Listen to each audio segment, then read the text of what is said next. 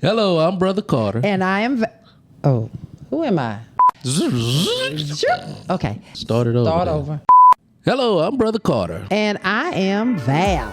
And we have a new show called Tasteful and Toxic. Coming up when? Every Wednesday morning at 8 a.m. Check us out. Tune in. Good morning. This is part 2 of Tasteful and Toxic. I have the lovely, vivacious, and very beautiful one, Valerie, with me here today, my wife and co-host. We also have my nephew, Doc, on the show today. And we also have Pastor Walters from Miracle Church over there. He going to hang out with us today also. Oh, and I'm Brother Carter all day, every day. That's together. We constantly deal with people all the time. Mm-hmm. There are sometimes you will see women do the same thing they tell a man not to do.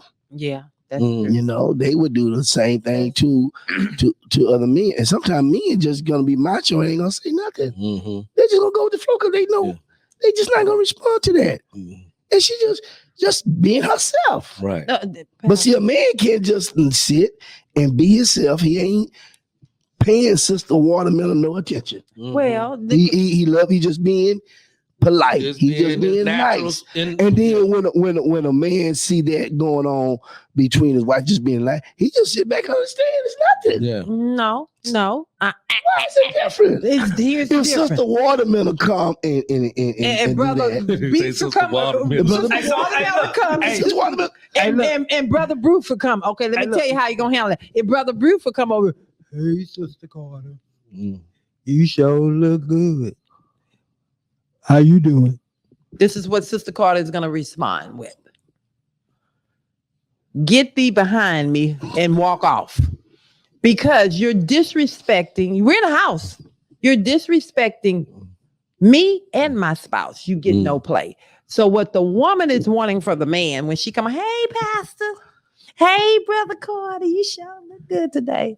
We want you to say thank you and please acknowledge my wife. Right here. That's it. But if you go back, you go back. When Sister Watermelon came up there, she said, hello, Sister Carter. And she never even looked. Brother. She didn't even look at me. She was over here saying, hey, Sister Carter, looking at you. But she spoke. I'm supposed to see. We go. See. But when you said the brother, You just said the brother. What did you say? Remember when I started the show, I said that there's a tastefulness in toxicity. You see, there's toxicity in being tasteful. And so this is a prime example. They think they coming from me. Wait, let me finish. See, Sister, what her name? Watermelon. Sister Watermelon. Why she got to be watermelon? Is she shaped like a watermelon? Yeah. That's the problem. Her dress was too tight. She got all that going on. Sister Watermelon came up. She said, "Hey, Sister Carter. Hey, Pastor, how you doing today?" And whatever, and you just grinning. Yeah, you showed all 99 teeth. And then when you get in the car, Sister Carter, we get in the car and she going off. Looking at you. And she going off. I don't know. And let me show you how the tasteful turns into toxic. Because we thinking it's tasteful because it ain't mean nothing to me she came and hugged me because I didn't even see. I didn't see nothing Watermelon was doing. She just said, hey, Brother Carter, and hugged me, and we was done with it. But you saw something different. Maybe she was trying to get in where she fit in. This how my tastefulness turned toxic. Tasteful being toxic and saying, she ain't did nothing. I don't know what you're talking about. It's tasteful because it came out tastefully. Yeah. But what I said was very toxic. She ain't did nothing. Baby, and that was so. It was so simple. She did a whole lot. She did, yeah. Hey, can I say something in the defense for the women? Real talk. Come on. Into the defense for the women. Women can see behind the scene of what other women are thinking and doing. Look, what you not realizing women know women. Listen, what you not realizing is while you up there doing your thing, she over there skinning and she grinning and she just looking at, she laughing at all your jokes, and your wife looking like that ain't even funny. But what I do, let me tell you, young man, what I do. I say, listen, That was Sister Watermelon. Okay. You Sister Coca-Cola bottle. Yeah. So you Sister Coca-Cola bottle. You know. Yeah. I'm not paying attention to Sister Watermelon. Yeah. I like the Coca-Cola bottle. Yeah. But look, I'm paying attention to Sister Watermelon and I'm making sure. And so what we need you to do, Sister Watermelon over there. Yes, you have. I know I'm Coke bottle. Yeah. But Okay. that you know, No. But I'm gonna say this. What we need you to check that foolishness at the door. And on See how he did that? yeah, and I'm gonna say So smooth. I'm gonna say you correct, because we've had this example where Yeah. you know where I didn't see what was going on, and you tastefully after several times of this happening, you decided to tastefully tell me, just watch what she do. Yeah, I'm finna show you. And then, I think that on a serious note, that's how it should be done, But because every action don't call for a reaction because of who we represent. I think that's the proper way. Then you can say, okay, I got my lenses on to see because normally I'm not looking at it like that. I'm just walking around. There's a lot of people I'm embracing, I'm hugging, shaking hands, kissing babies, whatever. And she looking at this one particular person. And so she told me this. She said, you know, because we would argue. And I don't even want to go to church no more because, you know, we leave here arguing about so. Not to me. Not until she say what after about 3 or 4 weeks of this happening, she finally said, okay, watch what she do. She just gonna walk right past me and come straight to you. And so I had my radar up looking for it. And so when she came and I'm watching my wife, we come in church and she walked past us. And came straight to me and hugged me. And I had checked her right there. I said, well, don't you see Sister Carter sitting over here? You ain't said hello to her. And that's a great way to end it, to keep toxic down. And so, right. And so a lot of time, I don't think we really recognize that what women are doing. But the women in our life do. I promise you that. Well, I'm just saying other women outside of our wives, you know, women, they have motives. Just like men have. And men do too. And so we have to take the blinders off, should I say. Sometimes we might have to take the blinders off so we can see what's going on around us. And I want to talk to the brothers out here, especially I got a lot of brothers that's in church and stuff like that, in these big churches and around a lot of women, and you know, church is full of women versus the men. And so when your wife come to you and talk to you about something that's going on to the church in the church, don't get automatically offended, should I say. And I'm talking about the men right now. We have to be more mindful about, you know, our reaction to the wife's feelings, you know, because we seeing her as just overreacting sometimes. Versus her actually being there, actually feeling. Let me finish it, doctor, and actually being in a position where she have to feel that way. And so when we ignore that feeling, we sometimes put her on a place of defense for her own self, and that create a whole nother spectrum of issues within your household. And so I want to say that to the men. Let's just be more attentive to our significant others and how they feel and when they express themselves. And I also want to say and I'm closing right now. I'm going to let y'all have your final remarks. But I also want to say to the women out there that the women, you know, let's be a little bit more tactful when you're coming to your husband, to your man, about your concerns of life. You know, you just can't come punch a man in the face and expect him not to defend himself. You know, that's good. You cannot do that. You know, and it's happening too often that you know, you caught up in your feelings versus, you know, recognize that you're talking to your own husband. And so you have to stop doing that. Stop reacting to your emotions and your feelings, and really just come to your man and just talk to him. You know, and if you talk to him, he'll talk to you back. I think, Brother Carter, if we just, one thing that came to my mind, how many times did she have to approach you to get your eyes open to see that the lady was acting out of bounds? Right. And like I said, it took about 3 or 4 weeks because I think it was about 3 months, about 2 months. Well, I don't So, know Sister how Carter, long. was your approach gentle? That's what I was talking about. Yeah. I was talking about the approach was always in an attactive mode. Like you did so. Right. Like, yeah. In other words, I'm defending me versus trying to see this. It was never in the. It was never then. I think the other problem that I had when I was bringing it to you is I was bringing it to you after we had already went through church and not in the moment. And I think it could have been, even if I would have brought it to even if I would have just said, hey, babe, I need you to pay attention to something. Even if I was, because then the way you told me that the final time when I recognized it I was wish the I way would have, it should, at the beginning. We could have knocked out right there. Yes, versus holding on, because I think the more it kept happening, the anger you got, the anger I got, and let me just be very honest with you, the insecurities that so we're dealing with a lot of emotions that's going on, insecurity, because it came. You're not validating what I'm saying to you. I'm hurting over here. You're not seeing what this enemy is doing to me. To us. It's actually us. Yes, to us. And this enemy is attacking us in the very thing that we love in the house of the Lord. And so I think when we bring it to you, I 100% agree with you. We need to come in a way that we're coming in love, not attack, not trying to castrate, because I came wanting to fight because I felt alone. Yeah.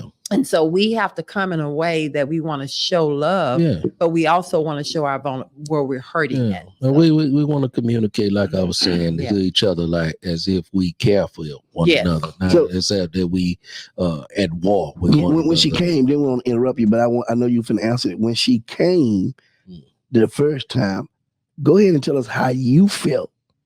What you mean? How? Because when she came and told you about that, did you feel that she was attacking you and you was innocent and you didn't do anything? How did you feel when she first told you? Oh, for sure. The way the deliverance came out was that I was the one that was wrong, not somebody else. Right. And that's the way you're gonna receive that. I did. Anytime you know your spouse come to you, and like I was saying, in a toxic tone, I did. talking, about something. You already, what the hell did I do? You can feel the energy when she I came cray because now I ain't do nothing. I do the same thing every Sunday. Go to church. We hug and brothers hug you, and that's what we do at church. Exactly. And that's how I was raised in the family. You go to family, you hug your kids. It's just the family. I didn't see nothing wrong. Right. And full transparency, the worst thing that I did, and I own that stuff, and it helped us. The worst thing that I did was I waited and I blew up as soon as I got, because I had to be in this place of fakeness in the church. Yeah. So and you know what you did? You missed the whole sermon at church because you were sitting there screaming. Literally, that's powerful. That's what I'm saying. I had to sit fake through. I was fake through the whole. I didn't get fed. I didn't get any of that because I sat in my own anger stuff. And so as soon as I came out after church, hell all in me. Yeah. And I'm bringing it to him. Yeah. So the enemy won. The enemy won. Can I say one thing though? Come on now. At the end of the day, once we figure out that this is the person that God has brought into our life, we have to start understanding that God speaks to our women on our behalf. You see, he had to go holler at Mary because Joseph wasn't going to listen. Sometimes we got to understand that the women that God places in our life, they can see, feel, and sense things that we are unaware of. And we got to know that we can trust them. Yeah. And when we get to that place of trusting and knowing, it's a lot that my woman ain't gonna be able to tell me without me saying, "Hey, okay, is God giving her this and what revelation?" You're saying, I have a whole nother sermon for that. you hitting on some real good stuff. You really are. You hitting on, because you after Abraham and Sarah. Well, I'm talking about after the resurrection of Jesus Christ, who was the first person he went to? The woman. The woman. It was not his disciples. You hitting on something real good there. Yeah. And so and often I know, especially us brothers that are versed in scriptures and things of that nature, we tend to think that we know God don't speak to the woman first. He's gonna come talk to me if there's something going on. That's how they're more sensitive and they're more emotional. And they can understand. Yeah, but I'm talking about most of us, me and Pastor can contest to this, that are in church. We think that we have this bond with God, that God is going to talk to me. He's not going to we the head. We can't. So if he got anything he want to say in here, he going to come talk to me. And then it's going to go out. Right. She not going to bring me something. Both what y'all said is good, and like you said, it's a whole nother show, but that's very juvenile of us to think like that way. And it's a damn shame that many are like that. Because he told us we should become one. Right. And that means revelation going to come through you. Revelation going to come through you. Right. You're going to get certain type of revelation, majority of certain things, but you're going to get some revelation that will make y'all helpmate. Because he said it's not good for you to be alone. Yeah. You have to do this task by yourself. Right. And I learned that now. It took years for me to learn that. Yeah, but I learned that now.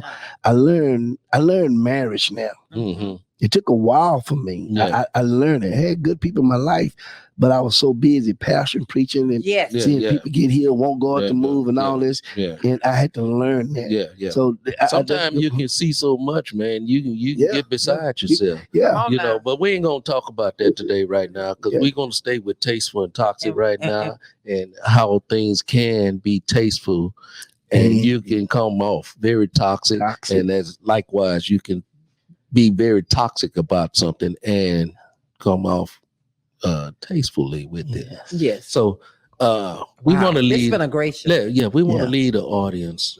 Let's lead the audience with.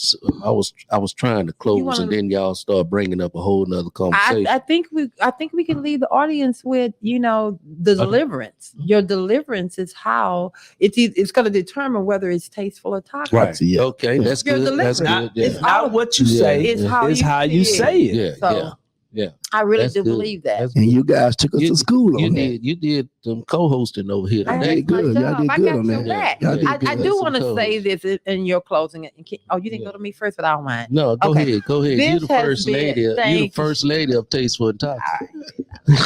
Okay, so what I do love about this show that I learned today, I learned a couple of things. It's in my deliverance. Okay. And when I say, because I love to make things personal. If you can't make something personal, you can't grow and you can't help nobody else. Okay. So for me in my deliverance, when I say I need to talk, I'm not going to say I need to talk. I'm going to say, baby, I need to talk to you about this. Okay. So, and then we can talk at this time. So that'll give you enough time to bring down your guards. You're going to know what this conversation is going to be about. And then we've agreed on a particular time so that we can sit and both be relaxed and have a good conversation. So when that time comes, I don't want to hear nothing. Because you've been knowing about this since Wednesday at 3:00. Here it is Saturday at 2 when we both agreed on it. And we agreed on it. I think that's awesome. So you know what? Right. I don't care how old you get, how long you've been in a relationship, how long you've been married. You can learn something. You can learn something. Hey, let's get it. The old folks, like the old folks say, don't teach me nothing. Learn me something. Learn me something. Pastor, what you got to close in remark? You guys got great wisdom with this. I want you to tell the people out there something out there. I want to tell them that, when the reason I'm saying this about the great wisdom that you have, sometimes we have to look to people who have a wisdom. When we say wisdom, they have experience, they have understanding, and they could need to listen to these kind of conversations to make their life better, because it can cut down a lot of divorces. Yes. Yeah. Okay. That's what I would want to say. Just listen to you guys communicate and being honest. Well, I did this wrong and I didn't understand what you were saying. So I felt like you was attacking me. It takes wisdom and understand. I mean, it's knowledge, and then you got understanding, you got wisdom. So I would tell you, listen to people that are mature. Mm-hmm.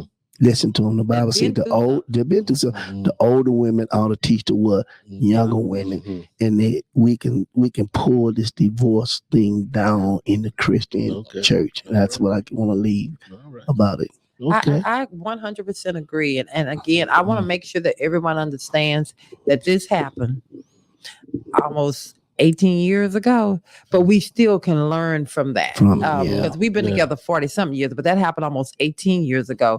So you're learning every day. But it's happening today in people's life. But the reason I'm saying, the reason I'm bringing that up, you can learn something every day. You're going to go through experience. You're going to go through challenges in your relationships and even in life every day. It's how you respond to something. It's going to determine your outcome. Yeah. Okay. And I want to say this, Brother Carter. I'm going to come to you in a second. But when we do closing remarks, honey, we want those words to be their final words. We want them to, you don't do like my daddy. You're going to make them forget that. Yeah. Okay, I'm sorry. Let everybody this your have show. Do what you do. Let everybody have their own clothes. We don't close on top of. This show. This your show. Hey, Pastor. Thank you for having me. You got another clothes in the You ever visit, preached at a church, and then when you finish pastor at the pastor, get up and he want to redo your pastor. He called. Instead of saying you did a good job. So on Tasteful and Toxic and on Love and Victory, we want to do things decent and in order. I'm so sorry. And we want to let people find a word. Be they final word. But it was so good. I had to. I know. I ain't gonna say. We got to sit on our hands sometimes. Okay, but I wanted to get this out. That's what happens sometimes with the pastors. Now I got the. It just gets so. It was so good. They just wanted to take. You just want to sit down. Yes. Sit down. Well, I'm just gonna say this. What I learned from you guys, we got to be careful because toxic can be addicted.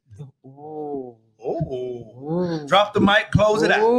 Toxic can be addicted. You know what, Pastor? Usually I don't like to jump on what people say, but when people just drop something like that, they have to elaborate a little bit on that for us, for my people. My people need to know more than what you're talking about. Toxic can be addicted. What that mean? You guys fix a situation. Some people still in toxic situation and never fix it, and they become addicted to the individual and that toxic way of life. They're always fighting, they're always arguing, they never compromise, they never move forward, and they can have a beautiful relationship that God opened for them, but they stay in a toxic situation and they become addicted and they're hurting each other in real life, and you can't move them out of it. Lord have mercy. Lord have mercy. Wow, we can do another show. Baby, you got your people on overtime. All right. Nephew, we got a lot of stuff dropping out on this show today. But I want you to give the people final remarks or something about being tasteful and toxic and the difference between the two. Or how they connect, should I say? Yeah, so I just believe that at some point in your life that you're gonna be toxic and you're gonna be tasteful, but you have to design and really figure out when those moments are, because they are both needed. Because sometimes you can be too tasteful and people will take advantage of it, and then you gotta be toxic to let them know I'm saved, but I ain't soft. Come on now. Feel me? Yeah. But you gotta start learning who you are so you can discern when you need to be tasteful and when you need to be toxic. Come on now. Look at that's my nephew. You ain't got to. That's my nephew. I was just. That's you my gonna steal my word? That's my nephew. Okay, let's go. Good word. Let's go. So, Sister Val, come on. You want to do I'm gonna give you an opportunity for your own. I ain't got to take it. This is my clothes. This your clothes. All I'm gonna say is, baby, choose tasteful or toxic. There is always a lane that I can go in. Remember this face. I can stay tasteful, or I can go toxic. You figure that out. And so I'm gonna go back to oh my gosh, man. This has been a great show today. Absolutely. And I want to talk to these relationships out here. Lord, excuse me, y'all. I mean, seriously, men. And that's like I said earlier, take a moment to really hear your wife, your woman, your girlfriend, whatever it is, take some time to just really listen and not react to the emotional portion of the conversation. That's right. There's actually an actual conversation in the midst of all the emotion that's taking place, and she's actually feeling something she need to get out, but probably not expressing it in the way, in the manner in which we can receive it or even want to receive it. So I'm gonna encourage you to just take a little time to try to absorb, try to listen to what your woman is saying. And women, I want to say this one thing to you. Just again, yeah, your deliverance will shape, mold, have an effect on the whole conversation on how you just deliver what you have to say to your husband, or whether you're gonna have a toxic conversation or a tasteful conversation. Depends on how you present it. So having said that, God bless you. We love you all. Thank y'all for tuning in to another edition of Tasteful and Toxic with Brother Carter, Sister Val. I got my nephew Doc over here, and I got Pastor sitting over there, and we gonna tune into the show. That's all I can tell you. Every Wednesday, 8:00 a.m. God bless you. God bless We you. love you. Yes, sir.